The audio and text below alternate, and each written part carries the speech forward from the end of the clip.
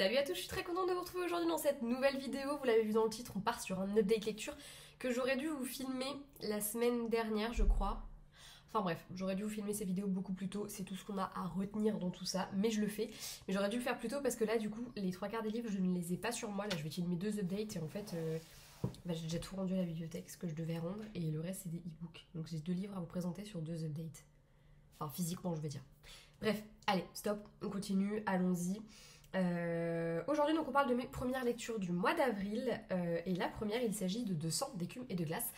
Le tome 2, Légende de Alexiane Delis, publié chez Michel Lafon, que j'ai lu au format e-book comme je l'avais fait pour le tome 1 et comme je pense je le ferai sur le tome 3.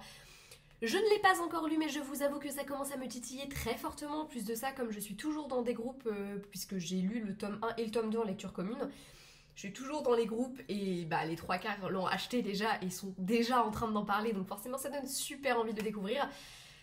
Mais voilà, pour l'instant j'ai d'autres livres en perspective, etc. Ça viendra quand ça viendra, je lirai quand ça viendra. Mais sachez que je n'attendrai pas diplôme parce que j'ai littéralement adoré ce tome 2. Le tome 1 était déjà génial, tome 1 dans lequel on découvrait Perséphone, une jeune fille de 16, 17, 18 ans, je ne sais plus exactement, bref, une jeune fille qui allait découvrir la mer, entre autres pour la première fois, puisqu'elle elle débarque chez sa tante en Bretagne. Et là, elle allait découvrir, elle a découvert beaucoup de choses, notamment que les sirènes existent. Waouh! C'est un spoiler sans en être un, je pense que si vous avez vu la couverture, vous avez deviné que l'histoire se déroule dans un monde un peu avec des sirènes, tout ça. Hein. Je pense que, à moins d'être né de la dernière pluie, je pense que vous l'aurez compris. Si ça vous spoil, bah, j'en suis désolée. Mais il me semble quand même que c'était assez parlant sur la couverture. Bref. Et potentiellement qu'elle fait partie d'un monde qu'elle ne connaissait pas. Bref. Le tome 1 était génial, le tome 2 l'est tout autant, je trouve qu'il y a même plus d'action dans ce tome 2 au point qu'on ne sait plus où donner de la tête. Je trouve qu'il se passe toujours quelque chose, ça pétarade dans tous les sens et en même temps c'est très bien ficelé donc ça se fait très très bien, on n'a pas l'impression qu'il y a trop... que c'est trop en fait tout simplement, qu'on n'arrive pas à suivre ou quoi que ce soit, pas du tout, au contraire c'est vraiment très très bien fait et l'histoire coule de source. On s'ennuie pas, il y a toujours quelque chose qui se passe, Perséphone elle en prend plein la gueule, déjà dans le tome 1 elle en prenait plein la gueule mais là dans le tome 2 je crois qu'on est un level au-dessus. Elle m'a énormément touchée cette héroïne, c'est une héroïne que j'aime vraiment beaucoup, j'aime la façon dont elle évolue petit à petit et dont elle essaye de se tirer de tous les mauvais pas qu'elle rencontre sur son chemin. J'aime aussi beaucoup toutes les révélations qu'on va avoir différentes, toutes les espèces de sirènes qu'on va découvrir en fait, soit parce qu'elles ont existé, soit parce qu'on va les croiser. Je trouve que c'est très intéressant. Et j'ai hâte en fait d'en savoir plus parce qu'il y a plein de mystères encore qui restent irrésolus. Bon, j'avoue, j'ai déjà 2-3 petites hypothèses en tête. On verra bien quand je dirai le tome 3, mais c'est sûr que ça ne tardera pas parce qu'évidemment, et comme pour le tome 1, le tome 2 se termine, tu n'as qu'une envie, c'est de te jeter sur la suite. C'est voilà, c'est très prenant, ça t'alpague complètement. Donc j'avoue que j'ai plutôt hâte de pouvoir me plonger dans ce tome 3. Le tome 2, en plus de ça, s'enchaîne vraiment avec le tome 1. On a vraiment une continuité, c'est une histoire qui se déroule. En fait, je pense vraiment que sur les 3 tomes, ça se déroule sur un laps de temps qui est très très très très très serré. Du coup, bah, ça fait que l'histoire, t'es hors d'haleine tout le temps et c'est vraiment... Non, c'est vraiment un très bon... Pour moi, c'est une très bonne saga young adulte. J'aime vraiment beaucoup et j'ai super hâte de découvrir le tome 2. 3 plutôt. Je vous conseille vraiment vraiment cette saga, elle est top. Sachant qu'elle commence à sortir au format poche, puisque à la sortie du tome 3, le tome 1 est sorti en poche, chez le livre de poche, je crois. Donc, raison de plus pour la découvrir. Elle est également disponible en e-book et je crois que c'est... Pour la sortie du tome 3 aussi, il y avait des promotions sur le tome 1 en e-book. J'ai plus les prix exacts en tête, hein, mais je sais que voilà, il était en promo. Donc voilà, j'ai envie de dire, n'hésitez plus. C'est une saga qui est vraiment sympa, qui se lit très très bien. La plume d'Alexiane Delis, j'aime beaucoup. Et bah d'ailleurs, c'est ce que j'avais aussi dit pour le tome 1. Je trouve qu'il y a un travail de recherche derrière qui fait que l'univers, il est très très cohérent et très très crédible. Et ça fait que c'est une très très bonne lecture. En parallèle, j'ai fait comme j'ai fait avec le tome 1, j'ai lu Dynasty, donc là je me suis attaquée pour le coup au tome 4, donc Dynasty d'Olena Andrews. On part du coup sur un peu une deuxième trilogie dans la saga, puisque dans le tome 1, 2 et 3, on suivait l'aînée, Nevada Baylor, donc de la famille Baylor, et là dans cette nouvelle trilogie, on va suivre Catalina, une de ses deux jeunes sœurs. Donc je ne sais pas si ça s'arrêtera, parce que déjà moi à la base je croyais qu'il n'y avait que 5 tomes. Là j'ai découvert que le tome 6 sort là dans quelques jours. Je crois que c'est dans 4 jours au moment où je fais cette vidéo. Donc au moment où elle sortira, ce sera déjà sorti. Voilà, donc ça fait une deuxième trilogie, on est à 6 tomes. Et je ne sais pas si il y a une autre trilogie qui est prévue avec la dernière sœur. Il y a une part de moi qui a envie parce que j'aimerais beaucoup découvrir un peu plus Arabella. Et en même temps, j'avoue que j'ai un peu l'espoir de terminer cette saga cette année. Et je sais que s'il y a une suite, je la finirai pas cette année. Et ça me ferait chier. Voilà. En tout cas, ce tome 4 nous fait suivre Catalina. Dynastie, qu'est-ce que c'est? C'est tout simplement une saga dans laquelle on se retrouve dans un monde assez similaire au nôtre. La seule différence, c'est qu'il y a à peu près un peu plus d'un siècle de ça, un sérum avait été distribué notamment aux soldats qui permettait de développer des pouvoirs. Tout simplement des pouvoirs qui étaient endormis chez l'humain et le sérum n'a fait que les réveiller.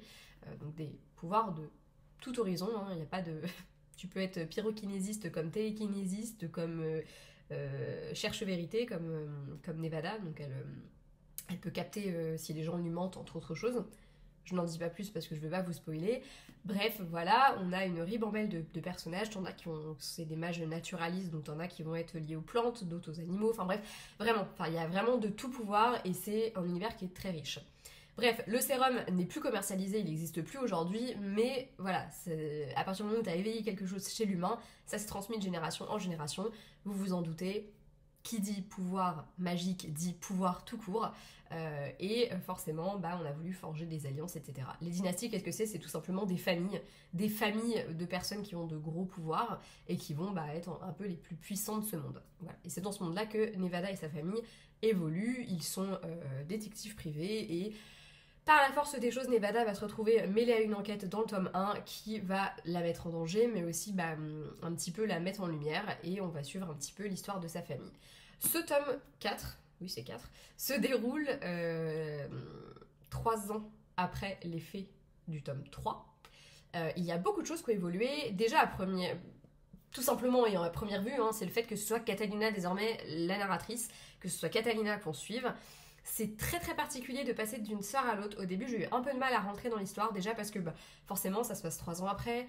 Il y a beaucoup de choses qui ont changé, et c'est vachement intéressant aussi. Mais du coup, au tout début, j'ai eu vachement de mal, puis après, une fois que j'étais dedans, j'arrivais plus à le lâcher, encore une fois.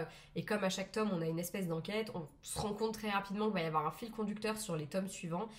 J'ai apprécié découvrir le personnage de Catalina, parce que c'est vrai qu'en fait, dans les récits précédents, on les voyait, elles étaient là et on ressent tout l'amour de Nevada pour ses sœurs, mais en fait on se contente de les croiser.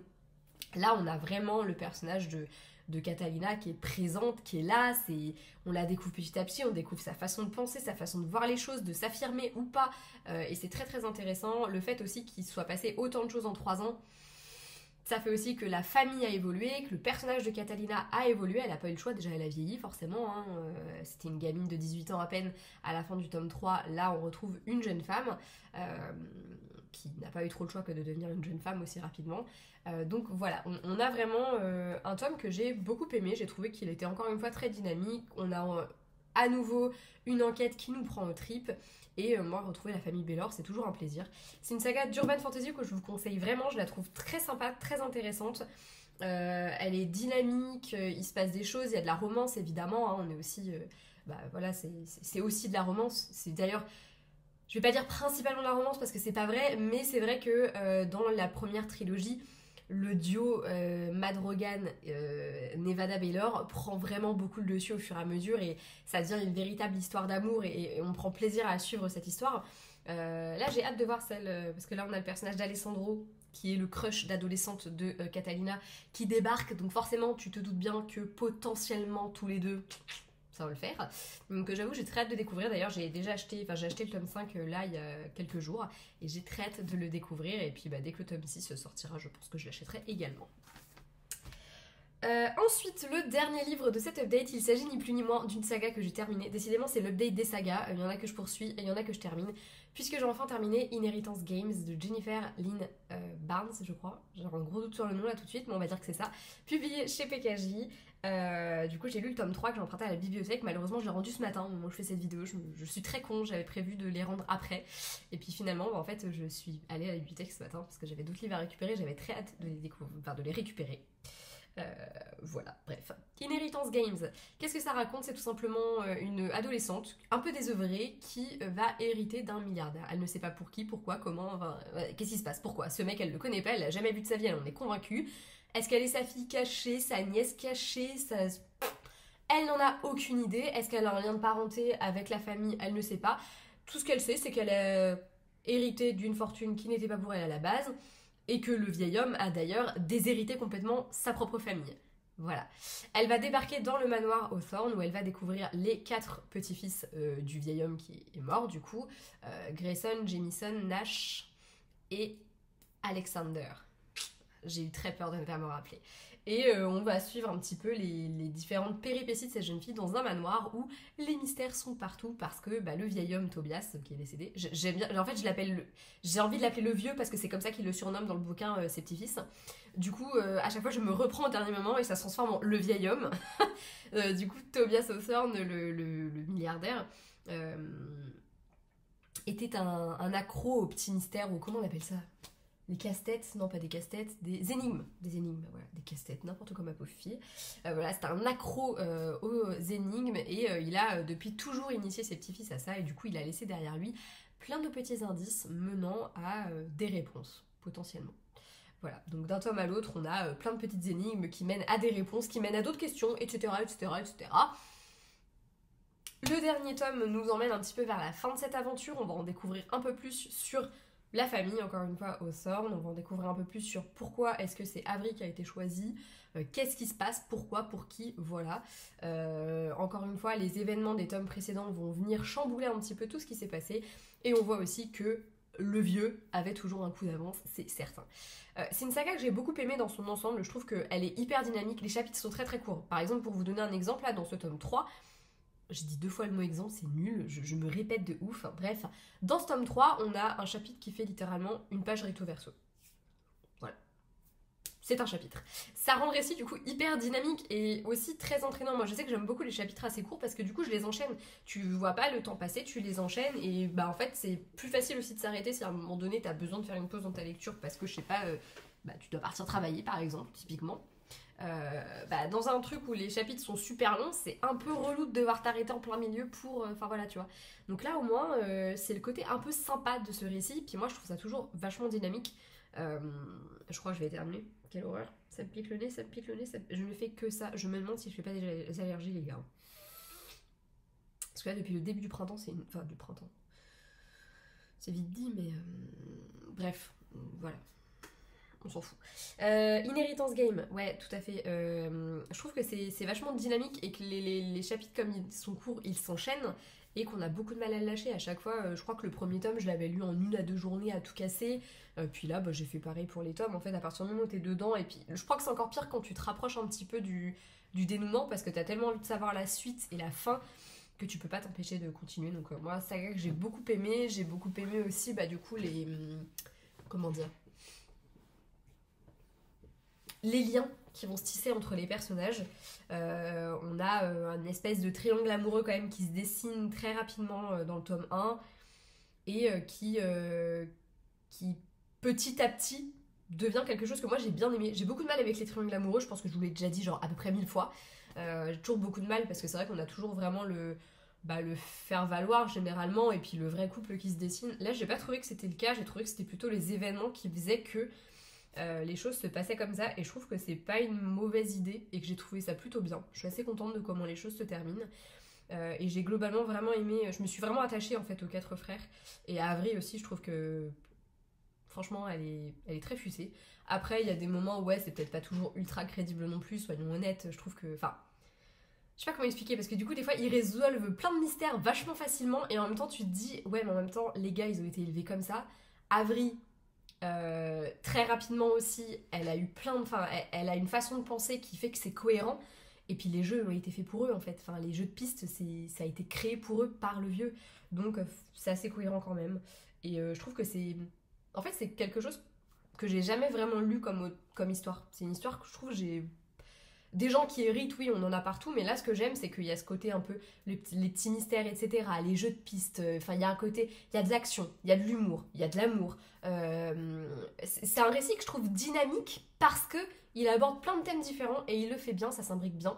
Et je le trouve assez inédit en son genre. Dites-moi ce que vous en pensez, mais en tout cas, moi, je trouve que c'est assez inédit en son genre de mêler comme ça plusieurs genres. Non, c'est fréquent, mais là, la façon dont c'est fait. Et l'histoire en elle-même, je trouve qu'elle a quelque chose d'assez inédit. Et du coup, plutôt addictive, tout simplement. Moi, je trouve que c'est une saga qui est super addictive et je suis très contente que ce soit la deuxième saga que je termine cette année. Voilà, j'en suis très très fière. Puis en plus, je l'ai commencé, je crois que je l'ai commencé fin 2022. Ouais, non, j'abuse peut-être un peu. Je l'ai peut-être commencé plutôt début 2022. Mais quand même, voilà, je l'ai commencé pas non plus il y a 6 ans. Donc c'est cool d'avoir une saga qui se termine quand même assez rapidement. Je trouve que les tomes se sont bien enchaînés. Et ça, c'est plutôt cool. Voilà. Et ben écoutez, c'est tout pour cette update lecture. J'espère qu'il vous aura plu. Moi, ça a été un plaisir de partager avec vous ces lectures que j'ai beaucoup aimées. Je vous invite vraiment à les lire. C'est 3 sagas que j'aime vraiment beaucoup et que j'ai pris beaucoup de plaisir à découvrir. On est dans des styles quand même assez variés. On va avoir du young adulte plutôt fantastique, avec de sang, d'écume et de glace, avec des légendes qui sont vraiment revisitées, très travaillées, et c'est super intéressant, et beaucoup d'action. On va ensuite avoir de l'urban fantasy, avec du coup des personnages qui sont plus adultes aussi, un peu de romance, des enquêtes un peu policières sur fond de magie et de pouvoir, de corruption, etc. Et c'est plutôt cool. Et enfin, on va avoir Inheritance Game, qui est également du young adulte, mais cette fois-ci plutôt contemporain, avec de l'action, de la romance et plein de petits mystères. D'ailleurs, n'hésitez pas vous aussi à un petit peu réfléchir aux différentes énigmes qu'on va proposer aux personnages. C'est toujours intéressant d'essayer de... Moi, je sais que des fois, je me disais, putain, mais ils sont quand même vraiment futés. Et tu vois qu'ils ont l'esprit qui a été affûté pendant des années, par exemple pour les 3 frères, les 4 frères, ils sont 4, que voilà, leur esprit a été affûté pendant des années pour réussir aussi rapidement des fois à résoudre des énigmes où moi je me dis, mais moi ça me... J'aurais rien vu du tout, quoi, j'aurais rien capté. Et en même temps, ça coulait de source, donc c'est peut-être moi qui suis juste con, quoi. Voilà. Bref, encore une fois, j'espère que cette vidéo vous aura plu, je vous fais d'énormes bisous et à bientôt, ciao!